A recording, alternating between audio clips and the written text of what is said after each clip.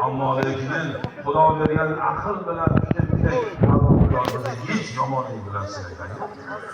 Yeganimiz oldimizda, yemaganimiz ketimizda, yurtimiz tinch, sharoitlar zo'r. Hammasi go'zal.